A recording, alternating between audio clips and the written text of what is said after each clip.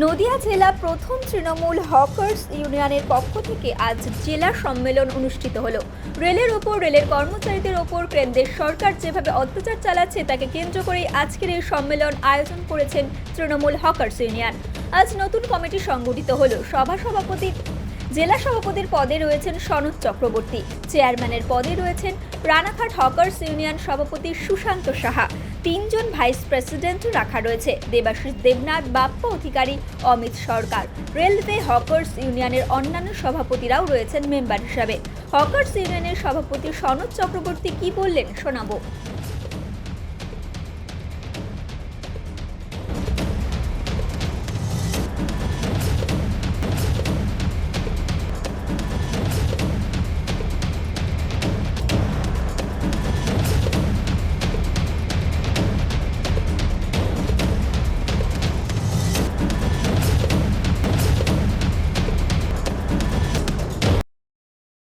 পৃথিবীর 3 ভাগ জল 1 ভাগ স্থল, তাই পানীয় জলের অভাব নেই। কিন্তু বিশুদ্ধ পানীয় জল একটাই, বৃষ্টি অ্যাকোয়া। প্রতি ফোঁটায় আনে তৃপ্তি, মেটায় তেষ্টা। বৃষ্টি অ্যাকোয়া, বিশুদ্ধ পানীয় জল।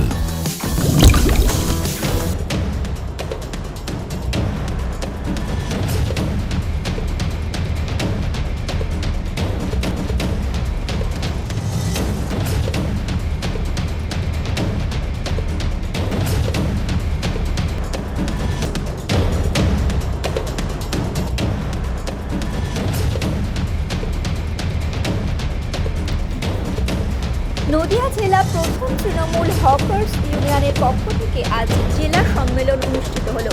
রেলের ওপর, রেলের কর্মচারীদের ওপর কেন্দ্রের সরকার যেভাবে অত্যাচার চালাচ্ছে তাকে কেন্দ্র করেই আজকের এই সম্মেলন আয়োজন করেছেন তৃণমূল হকার্স ইউনিয়ন। আজ নতুন কমিটি সংগঠিত হলো। জেলা সভাপতির পদে রয়েছেন সনৎ চক্রবর্তী, চেয়ারম্যানের পদে রয়েছেন রানাঘাট হকার্স ইউনিয়ন সভাপতি সুশান্ত সাহা, তিনজন ভাইস প্রেসিডেন্ট রাখা রয়েছে দেবাশিস দেবনাথ, বাপ্পা অধিকারী, অমিত সরকার। রেলওয়ে হকার্স ইউনিয়নের অন্যান্য সভাপতিরাও রয়েছেন মেম্বার হিসাবে। হকার্স ইউনিয়নের সভাপতি সনৎ চক্রবর্তী কি বললেন শোনাবো। আমাদের নদিয়া জেলা প্রথম railway hawkers all Bengal Trinamool railway hawkers union তার আমাদের জেলা সম্মেলন অনুষ্ঠিত হলো। রেলের ওপর যে হকার্সদের ওপর কেন্দ্রের সরকার অত্যাচার করছে তার প্রতিবাদ জানিয়ে আমাদের আজকে ঐতিহাসিক জেলা সম্মেলন হলো, যেখান থেকে জেলা কমিটি গঠন সহ আগামী দিনে বিভিন্ন কর্মসূচি গ্রহণের সিদ্ধান্ত। নতুন কমিটি কি হলো আজকে, কি ঘোষণা? নতুন কমিটিতে পদাধিকার বলে জেলা সভাপতি হিসাবে আমি আছি। আমাদের চেয়ারম্যান হচ্ছেন আমাদের এখানকার রানাঘাট হকার্স ইউনিয়নের সভাপতি সুশান্ত সাহা। জেলায় 3 জন ভাইস প্রেসিডেন্টের নাম বলেছি আমরা, দেবাশিস দেবনাথ, বাপ্পা অধিকারী, অমিত সরকার সহ যারা আমাদের বিভিন্ন স্টেশনে রেলওয়ে হকার্সের সভাপতি সেক্রেটারিরা আছে, যারা আজকে সম্মেলনে উপস্থিত হয়েছেন তারা সকলে এক্সিকিউটিভ বডির মেম্বার হচ্ছে। আগামী দিনে কি পরিকল্পনা রয়েছে? আগামী দিন আমাদের রেলওয়ে হকার্সে যেখানে উচ্ছেদ হবে সেখানে আমরা চাই আজকে পুনর্বাসন দিয়ে রেল উচ্ছেদ করলে আমাদের কোনো অসুবিধা নেই, আমরা কোনো সমস্যাও নেই। কিন্তু রেল যদি গায়ের জোরে মনে করে রাতের অন্ধকারে রেলের স্টেশনগুলো ফাঁকা করবে, হকারদের উচ্ছেদ করবে, সেক্ষেত্রে আমরা আন্দোলন করব। আগামী 24শে জানুয়ারি শিয়ালদায় ডিআরএম দপ্তর ঘেরাও এবং প্রতিবাদের ডাক ইতিমধ্যে রাজ্য সভাপতি ঋতব্রত বন্দ্যোপাধ্যায় দিয়েছে। সেই আন্দোলনে সমস্ত রেলওয়ে হকারদের সংগঠিত করে নদিয়া দক্ষিণ জেলা থেকে আমরা উপস্থিত হব। আপনার নাম পরিচয়?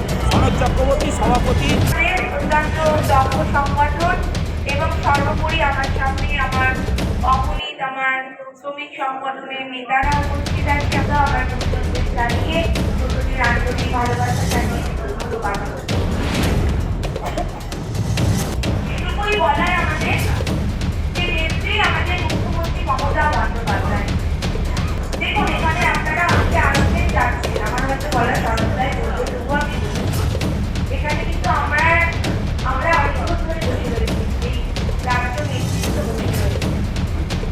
আপনাদেরও উচিত এখানে বসে থাকা, তার কারণ নেত্রী মুখ্যমন্ত্রী মমতা বন্দ্যোপাধ্যায়। আমরা আপনাদের সাথে সবসময় আছি, কিন্তু আপনাদেরও আমাদের সঙ্গে থাকতে হবে, সবসময় করতে হবে। আর যদি মজবুত না হবে তাহলে লড়াইটা আমরা কিভাবে করবো? প্রথম বাধা। দ্বিতীয় বাধা হচ্ছে আমরা জানি যে এখানে সনৎদাও আছে, আমাদের যিনি চেয়ারম্যান, আমাদের শ্রদ্ধেয় উৎসাহ বলে গেছে যে বারবার রেল হকারদের উচ্ছেদ করার জন্য বারবার চিঠি ধরিয়ে দিচ্ছে যে হকারদের উচ্ছেদ হতে হবে। অবশ্যই আমরা সবাই চাই যে আমাদের রেলের উন্নয়ন হোক, আমরা উন্নয়নের বিপক্ষে না। অবশ্যই আমরা এবার যারা প্রতিনিধি করতে চাই, কিন্তু আমাদের দাবি তাদের মানতে হবে, তাদের উপযুক্ত জায়গা দেবে, তারপরে হকাররা উচ্ছেদ হবে। তার আগে তারা কোথায় যাবে?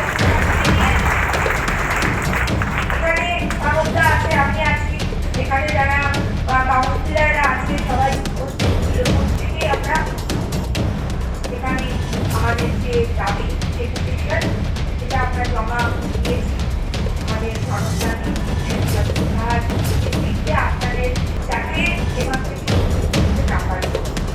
আমাদের শুধু এটুকুই কথা যে উন্নয়নের বিরুদ্ধে আমরা না, কারণ নেত্রী মুখ্যমন্ত্রী মমতা বন্দ্যোপাধ্যায়, নেতা আমাদের অভিষেক বন্দ্যোপাধ্যায়, যারা বাংলা জুড়ে মানুষের মনে যিনি উন্নয়ন পৌঁছে দিয়েছে তার নাম নেত্রী মুখ্যমন্ত্রী মমতা বন্দ্যোপাধ্যায়।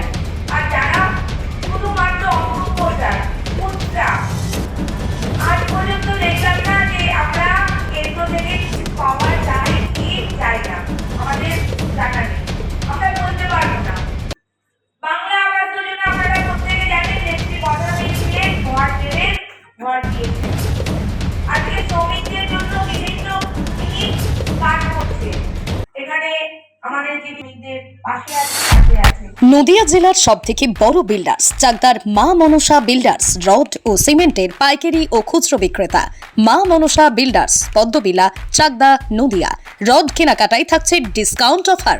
মা মনসা বিল্ডার্স। নদিয়ার সবথেকে বড় English medium school JRS public school, প্রায় 35 বিঘা জমির ওপর গড়ে উঠেছে বিশাল ক্যাম্পাস।